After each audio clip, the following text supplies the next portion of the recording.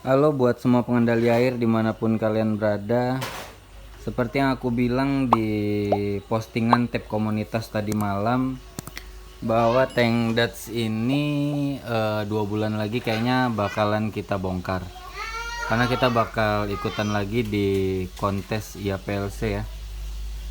Masih belum tahu bakalan ikutan dengan tema apa. Nah, di video ini aku mau ngejelasin bahwa ada beberapa problem di tank ini karena Ludwigia Esperet Mini tumbuhnya lama banget karena ketutupan sama Myrophyllum tuberculatum green. Jadi bagian sini ketutupan cahaya, rotala yang di sudut sini juga tadi ketutupan Singonanthus, akhirnya aku geser. Myrophyllumnya juga aku sisir. Nah ini sekarang mau aku trimming beberapa biar cahayanya nggak ketutupan. Kita langsung ke trimming session ya.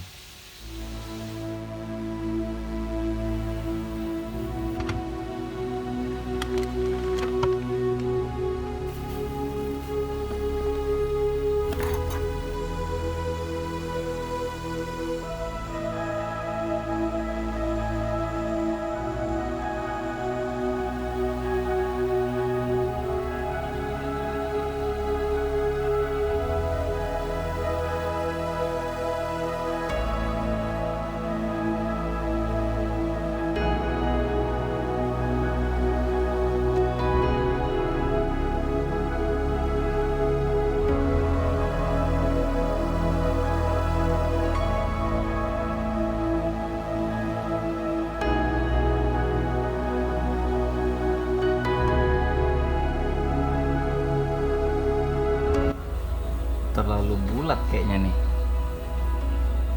bulat banget nih. Kita pangkas lagi sedikit.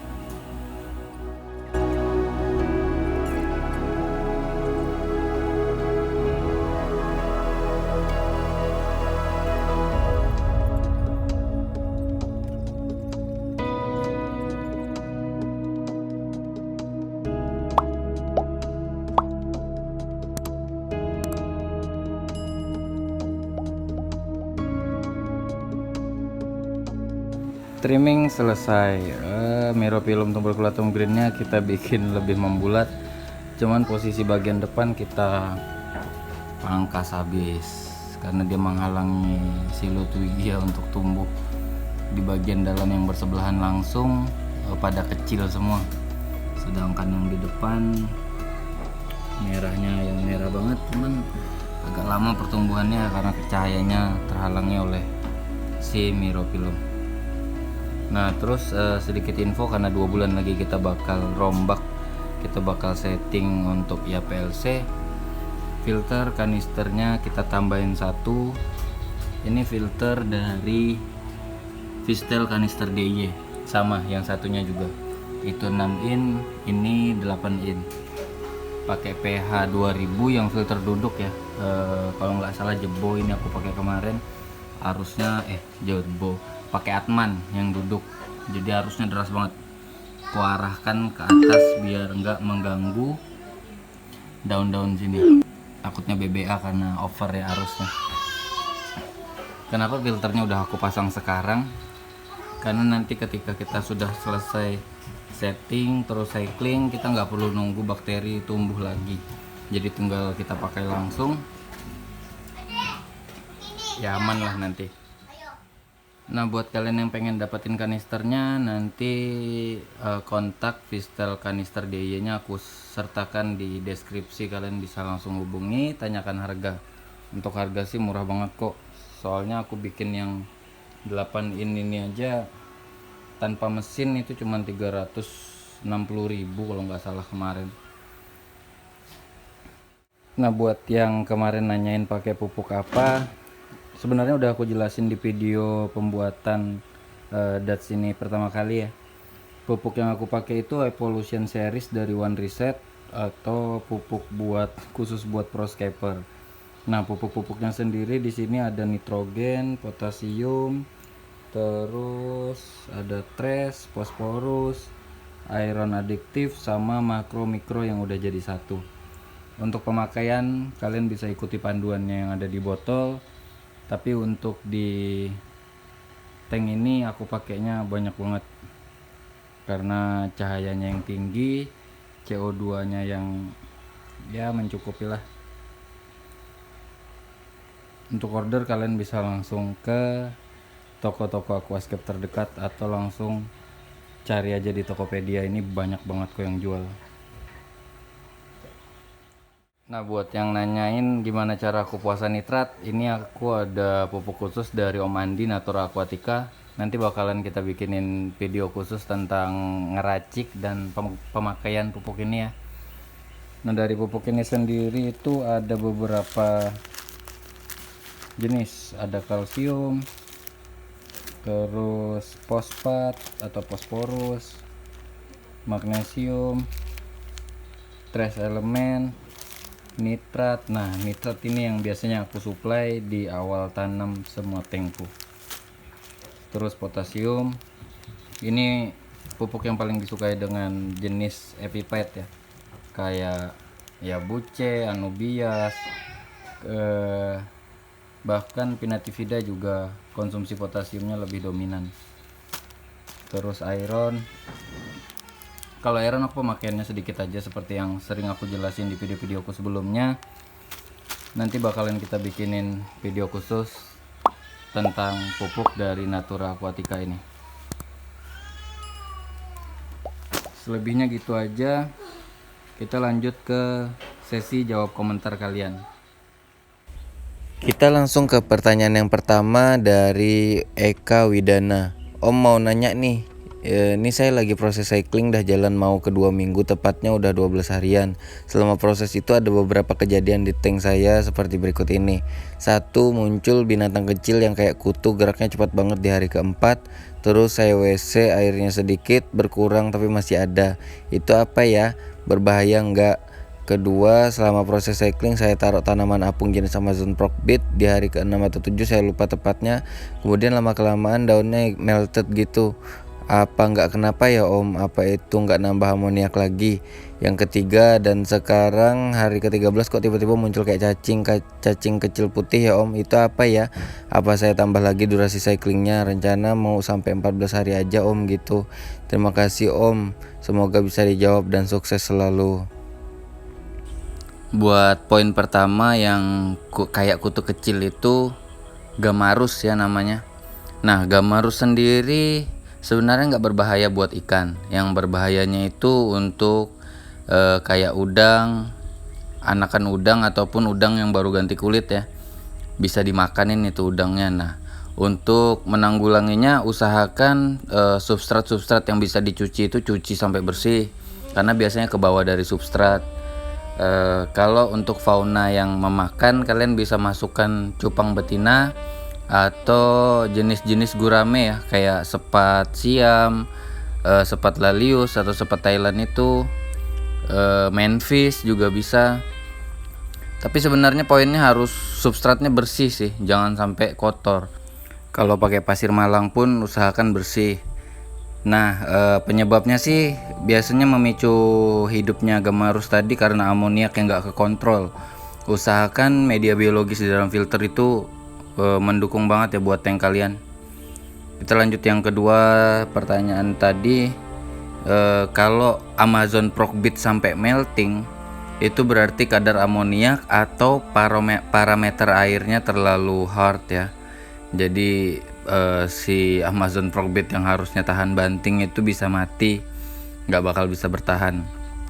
Sama kayak yang gamarus tadi, harusnya amoniak bisa kekontrol. Kalaupun misalnya itu air kalian yang terlalu hard, usahakan air kalian ya cocok lah buat aquascape. Yang ketiga, planaria. Cacing putih kecil itu namanya planaria. Nah, planaria sendiri juga berbahaya buat udang ya. Kalau buat ikan ya jadi makanan yang berprotein tinggi, sama kayak si gamarus tadi. Pemicu timbulnya si planaria sendiri juga sama dari kotoran-kotoran yang mengendap ataupun terbawa dari debu-debu yang masuk ke dalam tank kalian. Tapi planaria juga bisa muncul dari dalam filter ya.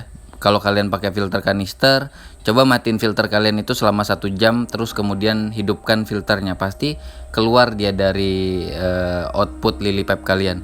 Nah, si planaria sendiri juga gampang cara membasminya. Kalian bisa rutin ganti air, suplai bakteri starter, bakteri cair, terus masukkan fauna yang senang makanin planaria kayak cupang, sepat, sama kayak gamarus kok poinnya. Tapi semua ikan basicnya juga memakan planaria.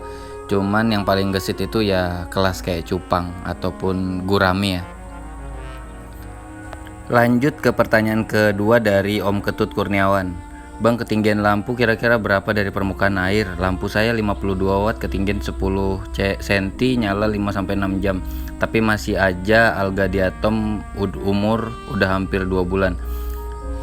Nah, ini ada teman-teman yang udah bantu ngejawab. Makasih buat teman-teman yang udah bantu jawab. Di sini dibilang bantu jawab udah ada alligator belum. Terus yang kedua, udang RCS, keong tanduk sama gupi aja sama alligator yang efektif apa ya bang? Otosinklus bang, efektif buat alga. Terima kasih buat teman-teman yang udah bantu ngejawab ya. Nah, diatom sendiri sebenarnya muncul bukan karena masalah lampu yang paling signifikan. Diatom sendiri muncul karena kandungan silikat yang masih tinggi ya. Diatom itu makanannya silikat. Jadi kalau kandungan silikat kalian itu masih dominan, ya diatom pasti bakalan muncul. Cara pertama mencegahnya, bukan menanggulangi ya, kalau yang dikomentari teman-teman tadi itu cara menanggulangi. Nah, kita berbicara cara mencegah biar diatom itu nggak muncul. Media biologis di dalam filter itu harus bisa mumpuni mengelola air yang ada di dalam tank kalian. Terus sebelum kalian menggunakan substrat, kalau bisa kalian cuci terlebih dahulu sampai bersih. Tapi kalau soil jangan, makanya soil itu disarankan untuk cycling terlebih dahulu, mengelola kadar-kadar yang nggak kita perlukan di dalam tank kita nanti. Nah, kalau kandungan silikat tadi sudah terkontrol, diatom tadi bakalan hilang dengan sendirinya. Cuman cara menanggulangi si diatom sendiri sebenarnya gampang. Kalian bisa masukkan udang aja, atau mungkin kalau keong kurang ya, diatom yang di daun aja keong itu bekerja. Kalau si udang sendiri di semua sisi pasti bisa dia bersihkan. Cuman seperti yang aku bilang pertama tadi, lebih baik menanggulangi daripada lebih baik mencegah daripada menanggulangi. Tips buat kalian yang pengen cycling tank kalian sebelum tanam ya. Kalau kalian melakukan cycling sebelum tanam, usahakan lampu jangan dihidupkan sama sekali. Terus pergantian air itu harus bisa setiap hari, minimal 1 hari 1 kali 10-20%. Lebih bagus lagi kalau kalian bisa ganti air 50% setiap hari, tapi langsung suplai bakteri cair setiap hari juga. Kemudian tempo untuk cycling itu usahakan bisa lebih dari 3 minggu, maksimal 1 bulan itu sudah bagus banget kok buat tanam. Secara nggak langsung media bakteri kalian itu sudah tumbuh dengan baik, ngelola amoniak juga baik banget pastinya. Terus di awal tanam itu usahakan tanam padat. Karena apa? Kalau kalian tanam padat, kelola nitrat di dalam tank kalian itu bakalan lebih baik, karena si tanaman sendiri mengkonsumsi nitrat lebih maksimal ya. Kita lanjut ke pertanyaan ketiga, ini pertanyaan terakhir. Kita nanti lanjut ke pertanyaan-pertanyaan berikutnya di video-video selanjutnya. Pertanyaan yang terakhir dari Roni Berons. Aneh subscribersmu bang. Wah, makasih Om Ron. Nanya dong, aneh nyoba bikin aquascape tapi budget bener-bener minimal banget. Awal pakai pupuk cair aqua segar awal tanam, karena mahal gue coba di YAB mix, tapi alhasil tanaman kebakar, si warnanya jadi coklat bukan melting. Nah, kira-kira suggest pupuk cair ke depannya pakai apa? Kalau pakai pupuk cair terpisah-pisah atau mineral, aneh nggak kuat, mahal pasti. Nah, masalah pupuk cair DIY ini sebenarnya jadi polemik ya kalau buat aku. Karena kalau kita sembarangan ngeracik tapi kita nggak ngikuti panduan estimation index untuk kebutuhan tanaman air itu sendiri, ya pasti melting ataupun ada aja masalah yang dimunculkan. Karena pupuk untuk hidroponik itu sendiri basicnya panas ya. Kalau kalian ngikutin tutorial dari teman-teman yang ada, ya usahakan harus sudah ada hasilnya. Jadi kalian bisa ikuti, tapi kalau kalian coba-coba lebih baik jangan. Nah, seperti video tadi aku ada jelaskan pupuk dari Natura Aquatica, itu pupuk DIY yang murah banget, itu bisa tahan lama banget. Nanti bakalan aku bikin video khusus ya. Pantengin aja terus channel ini, jangan lupa klik subscribe, tekan tombol like-nya, yun like aja kalau nggak suka, terus bagikan, siapa tahu bermanfaat buat teman-teman yang lain. Selebihnya jangan pernah lelah buat maintenance, rawat airmu biar airmu yang merawat tanamanmu. See you on the next video.